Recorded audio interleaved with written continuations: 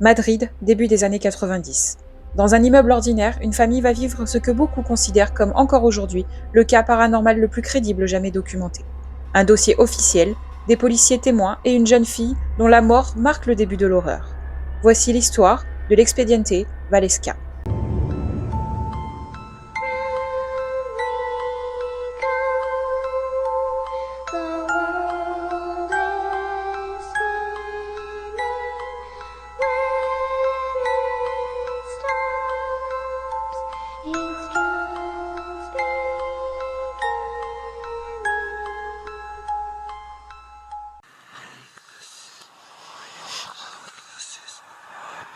Estefania a 18 ans. Elle vit avec sa famille dans le quartier populaire de Valesca à Madrid.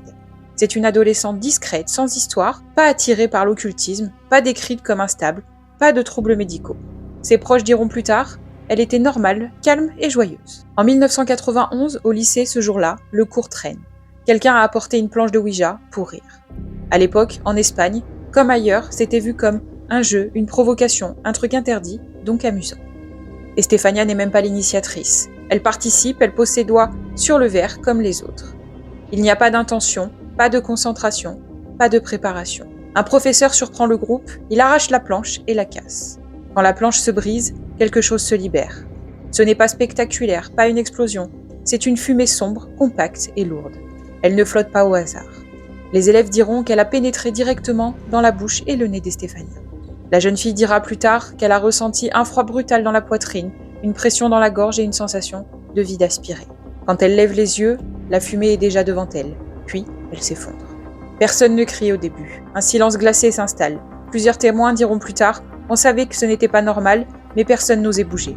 Tous les témoins décrivent un mélange d'horreur et d'incompréhension, comme si leur cerveau refusait de croire ce qu'ils voyaient.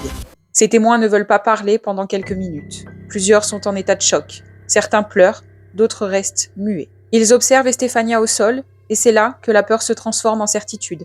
Quelque chose ou quelqu'un est entré en elle. Aucun d'eux n'avait jamais vu ça dans la vie réelle. Même après des années, ils décriront la fumée comme vivante, consciente et dirigée, pas comme un nuage ou une hallucination. Le professeur appelle rapidement les parents et les secours. Estefania respire encore, mais elle est très faible, tremblante, et paraît hors d'elle-même, comme absente. Ses parents la ramènent à la maison. Les premières heures sont critiques. Elle a du mal à parler. Parfois, elle murmure des phrases incohérentes. Sa voix change de tonalité par moments, plus grave, lente, étrangement autoritaire. Ses parents appellent de nouveau le médecin, pensant qu'il s'agit d'une crise neurologique ou d'un traumatisme psychologique. Mais aucune explication rationnelle n'est trouvée. Les premiers jours après que la fumée soit entrée en elle, Estefania n'est pas immédiatement hors d'elle. Mais quelque chose change subtilement. Elle devient irritable, anxieuse, parfois figée dans un coin, sans raison. Elle fronce le front, le regard vide, comme si elle voyait quelque chose que personne d'autre ne voit.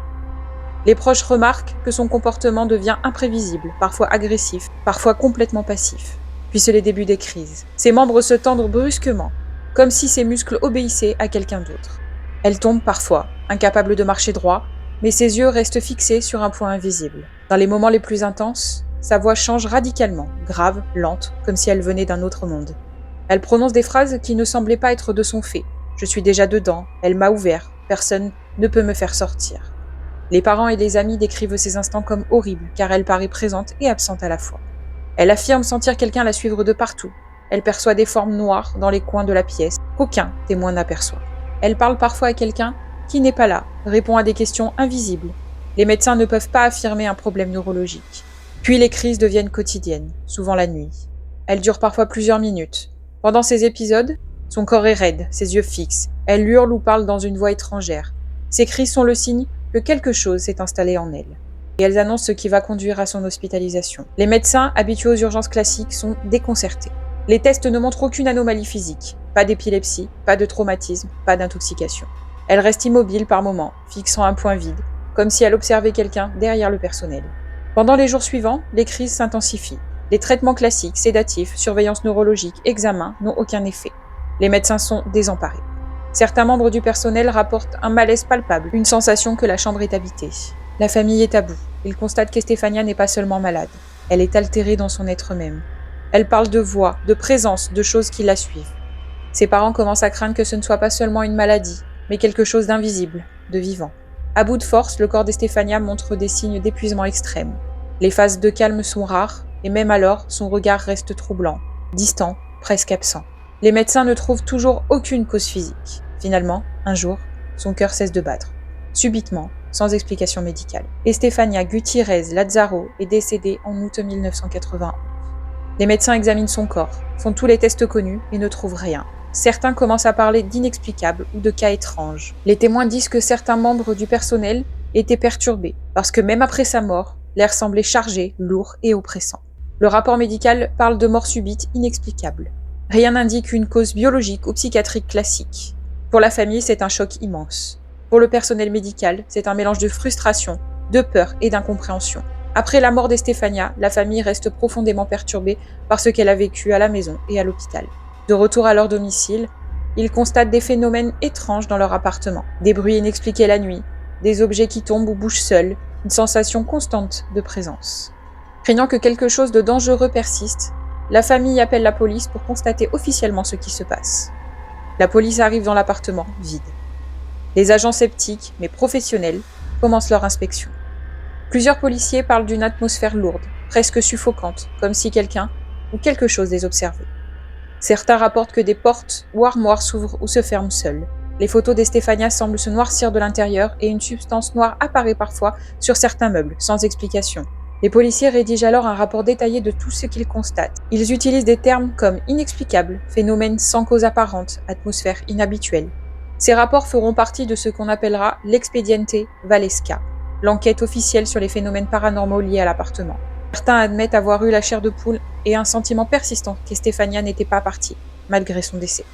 Après les rapports de police et plusieurs nuits de phénomènes inquiétants, la famille décide de quitter définitivement l'appartement, ne voulant plus risquer leur sécurité ou leur santé mentale. Ils emporteront ce qu'ils peuvent, mais certains objets seront laissés, car la peur est trop grande. Les frères et sœurs, les parents et même certains voisins sont marqués à vie. Cauchemars récurrents, peur du noir ou de rester seul, sentiment persistant que quelque chose pourrait suivre la famille même après le départ de l'appartement. Les proches affirment que la mort d'Estefania et ce qui a suivi ont été le début d'un traumatisme durable, impossible à expliquer rationnellement. Estefania n'est plus là, son corps a disparu, mais certains diront que sa présence ne l'a jamais quitté. L'appartement a été vidé, la famille a fui, et pourtant, ceux qui connaissent son histoire affirment qu'une ombre persiste, qu'un souffle froid peut passer même dans une pièce vide. Ce qui est arrivé à Estefania nous rappelle une chose simple mais terrifiante. Parfois, il suffit d'une minute d'ennui, d'une simple planche, pour qu'une porte s'ouvre et qu'elle ne se referme jamais. Si vous avez aimé cette histoire et que vous voulez découvrir d'autres récits aussi terrifiants et vrais, abonnez-vous maintenant.